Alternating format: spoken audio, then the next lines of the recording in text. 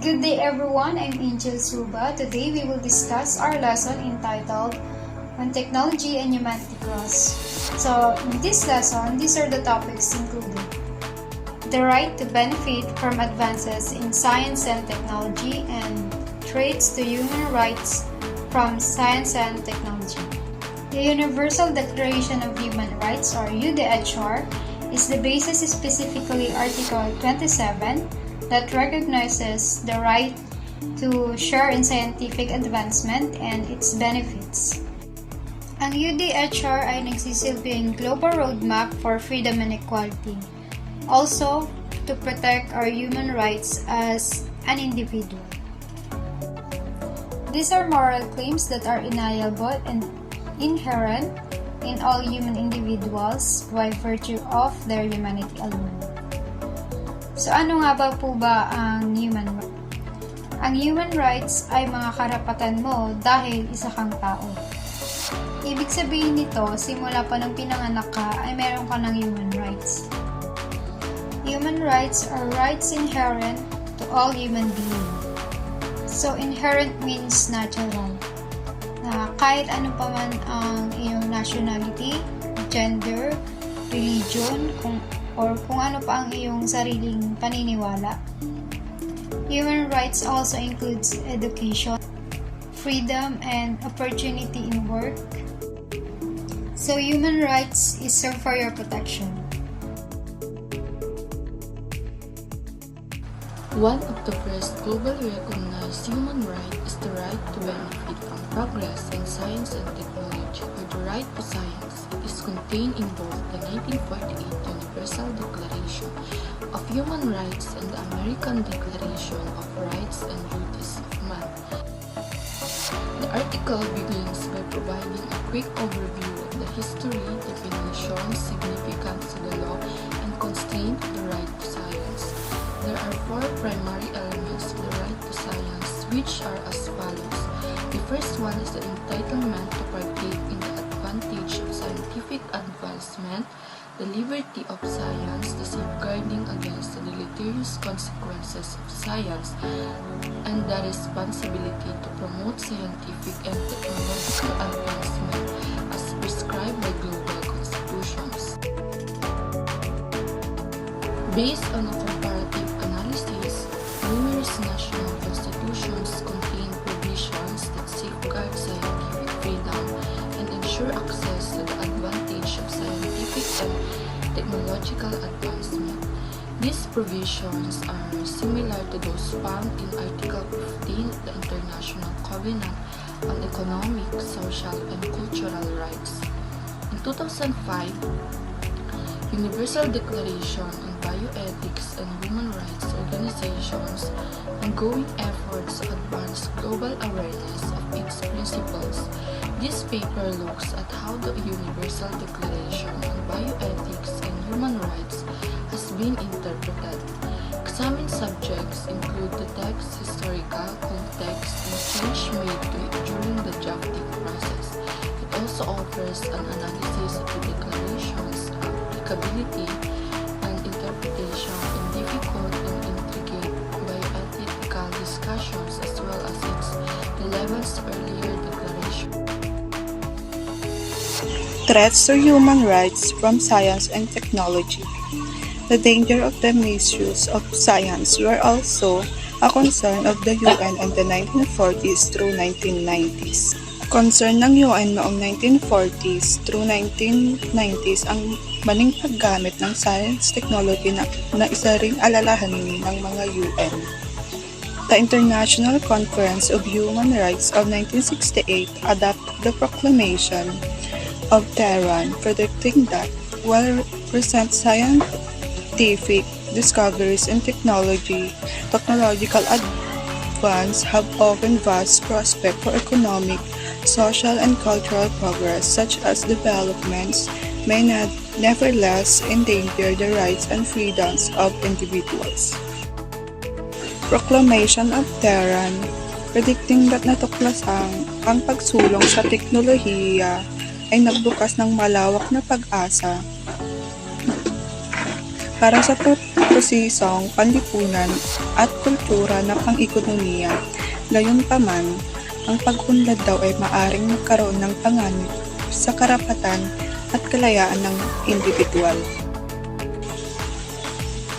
There are 4 issues of concern with regards to human rights arising out of science and technological advancement. Respect for privacy in light of advance and according the other techniques.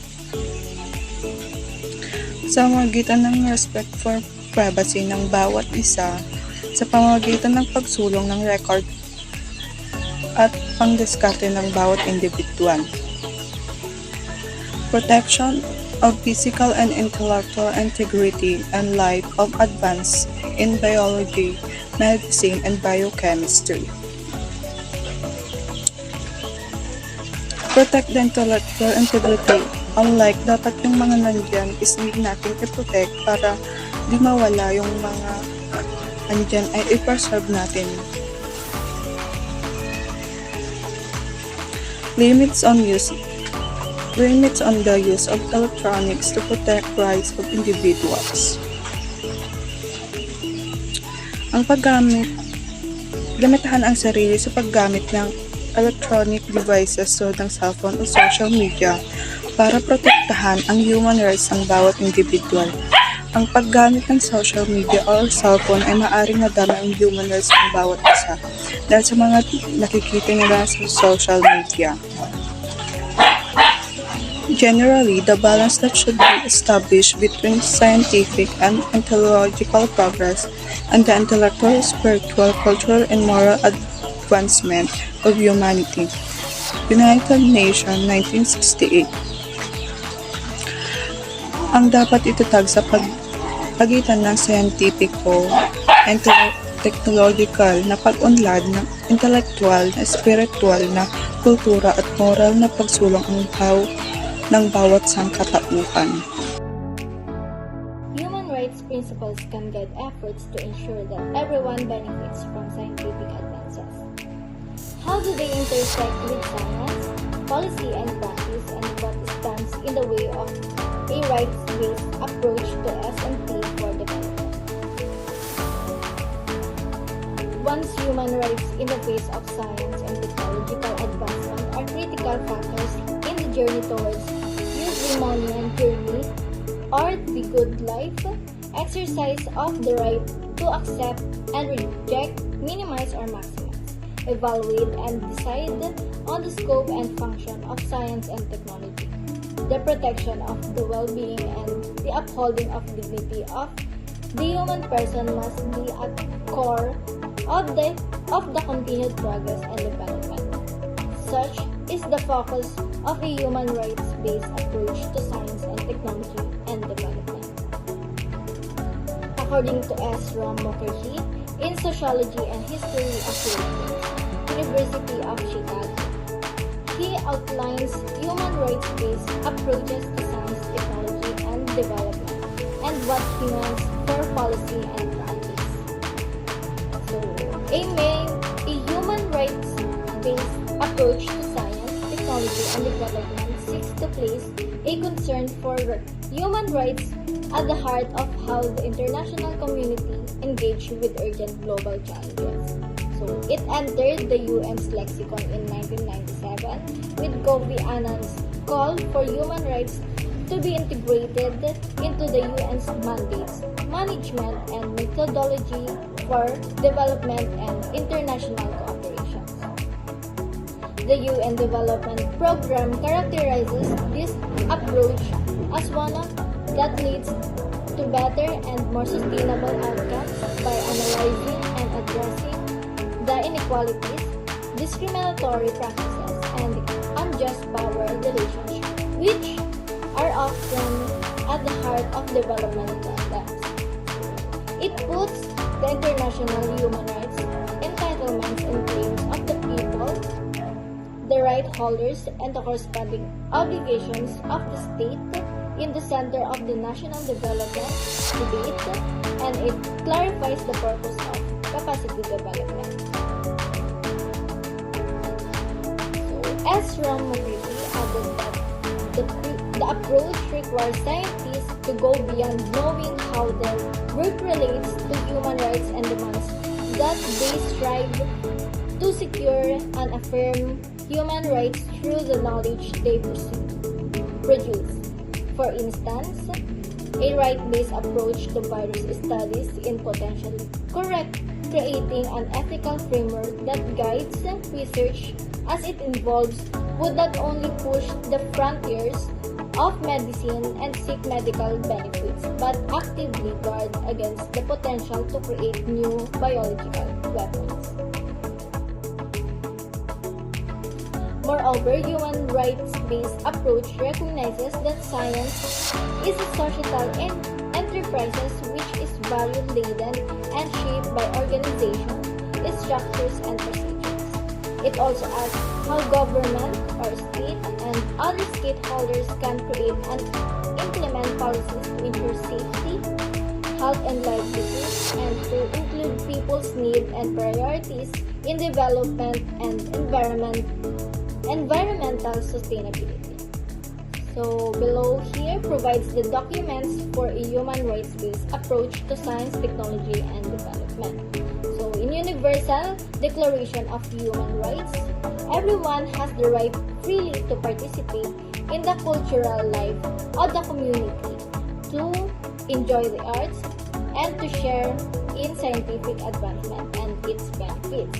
So it says in UNESCO recommendations on the status of scientific researchers in 1974, this document pertains to the advances in scientific and technological knowledge should solely be geared towards the welfare of the global citizens. A call upon member states to develop necessary protocol and policies to monitor and secure this objective. Countries are asked to show that science and technology are integrated into policies that aim to ensure a beautiful, human, and just society. So, in UNESCO Declaration on the Use of Scientific Knowledge in 1999 says governments in cooperations with universities and higher education institutions and with the help of relevant United Nations organizations should extend and improve education, training, and facilities for human resources development in environment-related sciences, utilizing also traditional and local knowledge. Special efforts in this respect are required in development countries with the cooperation of the international community. So lastly, there is really a connection between science, technology, and human rights. There is a history of shared values way back 18th century of the age of enlightenment. Principles of freedom and equality are contained in the earlier Declaration of the Rights of Man. In addition, there's an explicit recognition of the right to science and the international human rights law that acknowledges the relevance of the practice and conduct of science, protection of the rights of science, rights to information and to movement, freedom of expression and association, education and work, and most importantly, health.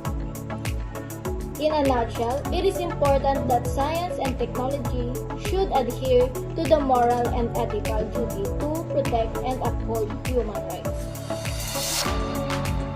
Do you support the continuous technological advancements and why? Yes, because technological advancements had made things better for us. It also helped us to access different resources from cell phone to virtual reality to artificial intelligence. Why does humanity continuously search for something advanced? Explain your theory. We need to continuously search for something advanced because we like to have a